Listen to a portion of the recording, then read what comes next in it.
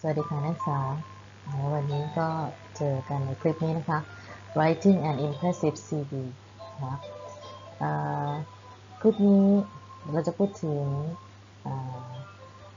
ความหมายของ CV นะคะและประเภทของ CV ว่ามีอะไรบ้างนะคะ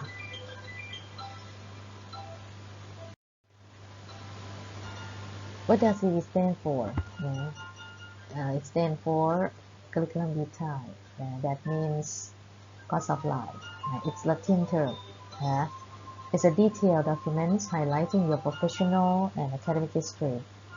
CV typically include information like work experience, achievements, and awards, scholarship or grants you have earned, coursework, research project, or publication of your work.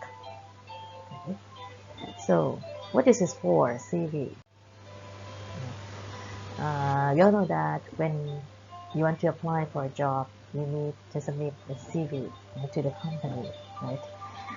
Many people think about CV and resume, and there's a question about the characteristics of CV and resume. Are they similar or different? Basically, people think that they're similar because you can look in this book. The two terms are used interchangeably, but CV is British term, stand for curriculum vitae, whereas resume is American English. Okay, but they mean the same. Both refer to short account of one's career and qualifications prepared by applicants for a position. However, some people, especially in the US, they use CV and resume differently. They think that CV is CV has special characteristics that is different from resume. The difference lies in the length, layout, and purpose of those documents. So you have no length limit. Somebody claimed that so you have no length limit. Resume are typically 1 to 2 pages long. See details the whole course of candidates' academic career. Resume summarize skill and work experience. So we can say that CVs are used to apply for academic jobs, whereas resume are used to apply for any kind of job. But as we use the book, which is British oriented, in this course, CV and resume are the same. There's no difference between CV and resume.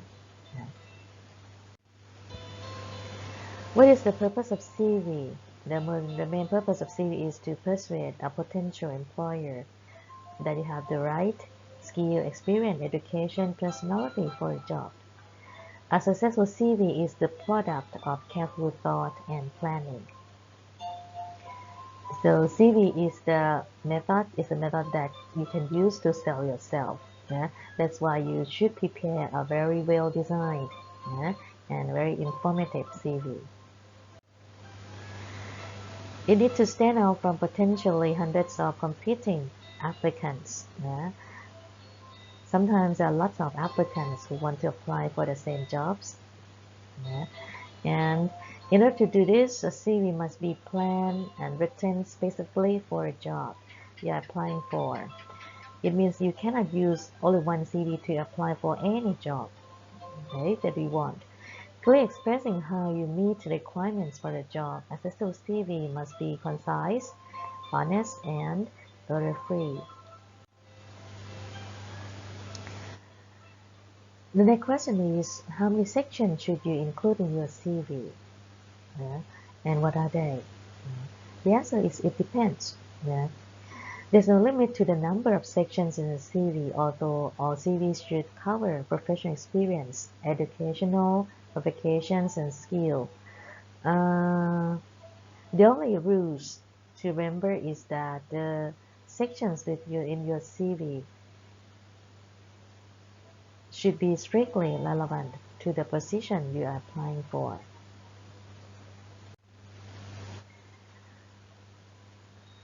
And what is the best way to structure the content of your CV? What kind of format should you use? There's no correct way to structure your CV because it's your own. So it's you who design your own CV. Yeah. Although the two most common approaches are the conventional CV, chronological CV, and the skill-based CV. You can look at your book. Yeah, open your book and look at page 20 and 21. These are two types of common CV. Chronological and skill-based. Can you guess which one is chronological and which one is skill-based? A chronological CV is commonly used and widely recognized. Most employers tend to prefer it because it's straightforward, easy to scan. The chronological CV is the one that organizes information chronologically, starting with the oldest achievement and ending with the most recent ones. Okay, so we can say that when you write the information or any events in your CV, you should start from the most recent first. The advantages and disadvantages of chronological CV, yeah, is easy to organize, because most of the information that you need just words and phrases. You don't need to write very long full sentence. Yeah. It's familiar. When you look at it, you know, oh, it's easy because most people use this format. Right? Make a stable impression if you have been in one organization long enough and you have had numbers of promotions. Okay. It can show about the records, the history of your uh, record of your work history. Say that. Yeah. Highlights progress and increase in responsibilities. Yeah. You can highlight your achievement and progress, in your critical CV. Yeah. Any disadvantages? Yeah. Job hopping is clearly visible in this format, which sometimes make a bad impression. Yeah. Job hopping, what does it mean? Job hoppers are persons who change the job very frequently. From one job to another, they may do one job for 1 month and change to another one. Okay. So if you change a lot of jobs within 1 year, you change 5 jobs, for example, it makes you look bad in terms of loyalty. Yeah? So it can create bad impression if you job hopper. Job hopper. Skill-based CV. Skill-based CV, also known as functional CV, or some people call it skill CV. It highlights your skill and qualification rather than work experience. Skill-based CV are good choice for career changes. Candidate applying to highly specialized position or candidate in creative industries with lots of freelancing experience. Because in this kind of CV, the focus is on skill and experience. You don't need to inform or arrange your experience or events in chronological order. We just focus on only skills and experience that are the ones that the job requires. Okay. It's less traditional CV. Chronological CV is more common, okay, more traditional, but it can be very effective. Yeah.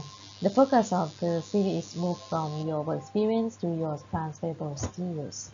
So you can, when you look at the job ads, you know what kind of skill that job requires. You can focus on each skill, okay, by you select the skill that you want to explain and you try to find the information about the fact that can support each skill that you claim. Okay. You can sell yourself matching the skill you select to those required for the job you're applying for. For example, those on job specification, skill-based CV are great for job seekers with limited experience, right?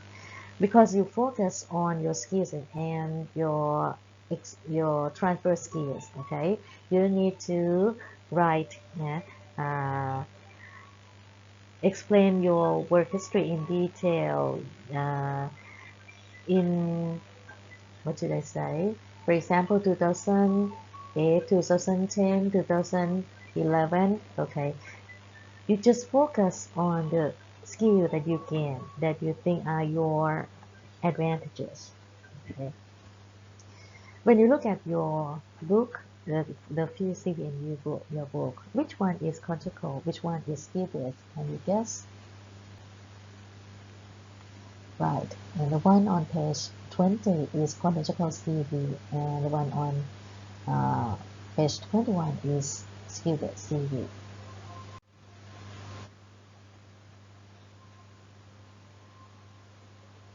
Advantages of functional CV or skill-based CV. Yeah, it's either you want to show off particular skill, previous responsibilities, abilities that you have, because we focus on skill, right? You can group your strength, skill, and career experience into categories. Yeah. When you look at page 21, you can see number 1, number 2, number 3, number 4, right? It's about different type of skills of the candidate. If you have changed your job frequently, you have gaps in your career, then functional CV format means you can move spotlight from those points, yeah, and instead focus on your expertise. Yeah. If there are some years that you are unemployed, right? And if you use chronological CV, there might be some gaps in your CV that can show to the recruiter that you have been employed for a period of time. Okay, so that's why this kind of CV might be more appropriate for you if you have gaps in your career.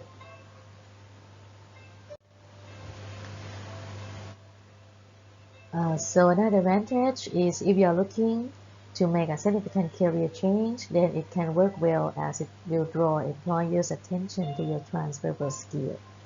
Okay, and for executive jobs, this one is more popular or favorable.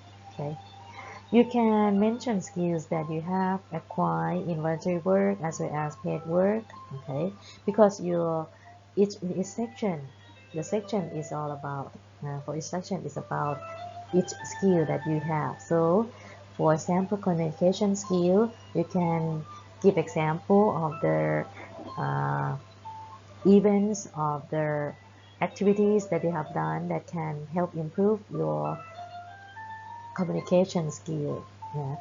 Their facts or events might be some kind of voluntary work or some kind of your part-time job or your internship as well.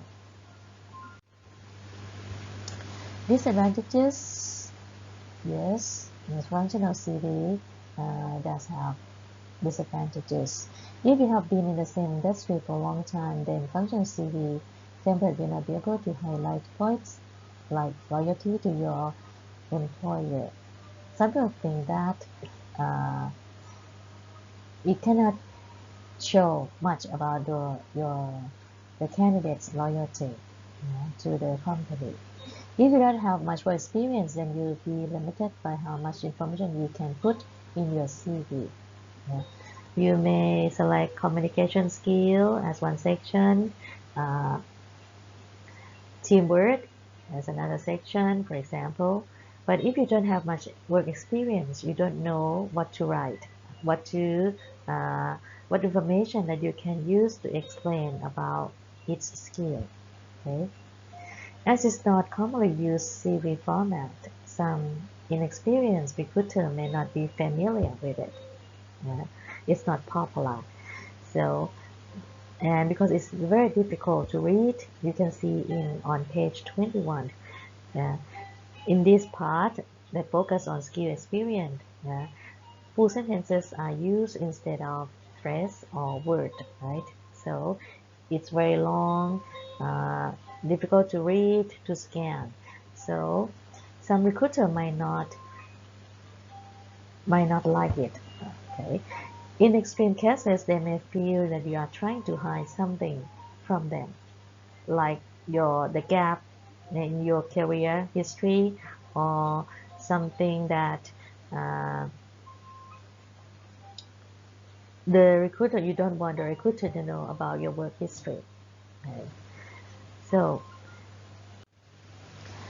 โอเคนะเราก็ได้เรียนถึงเรื่องของความหมายเรื่องของประเภทของ CV ไปแล้วนะคะขอให้นักศึกษาทำ task นะคะตรงนี้ขอใช้ภาษาไทยนิดนึงทำ task นะเพื่อให้เราเข้าใจมากขึ้นนะคะในหนังสือเรียนนะที่เรามีหรือในไฟล์ที่เรามีนะคะให้ทำ exercise ในหน้า 20 นะคะ exercise E นะคะแล้วก็ exercise F นะในหน้า 21 นะคะแล้วก็เราสามารถเช็คคำตอบเองได้นะคะเพราะเล่มนี้มันจะมีanswer key อยู่ท้ายเล่มนะคะอยู่หน้า 97 นะไปเช็คได้เลยว่าคำตอบคืออะไรนะแล้วในคลิปหน้าเราจะพูดถึงวิธีการเขียนนะคะแต่ละช่วงแต่ละ section ของ CV นะพูดถึง tips นะที่เราควรจะ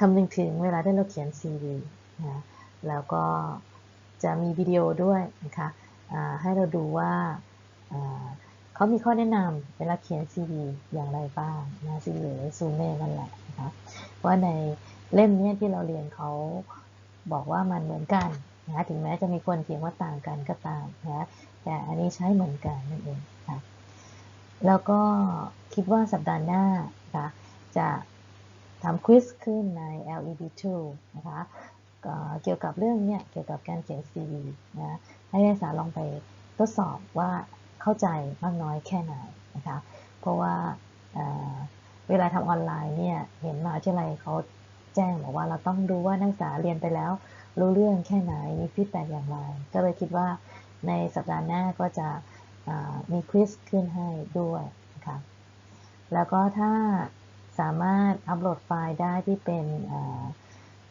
นของ YouTube ที่เป็นคำแนะนำเกี่ยวกับการเขียน CV ก็นักศึกษาก็ไปศึกษาด้วยนะคะเผื่อที่ว่าในควิสเราก็อาจจะมีคำถามอาจจะเกี่ยวข้องกับที่อยู่ในไฟล์นะในวิดีโอคลิปนะที่ของ YouTube ด้วยนะคะโอเคแล้วเจอกันในคลิปหน้านะคะ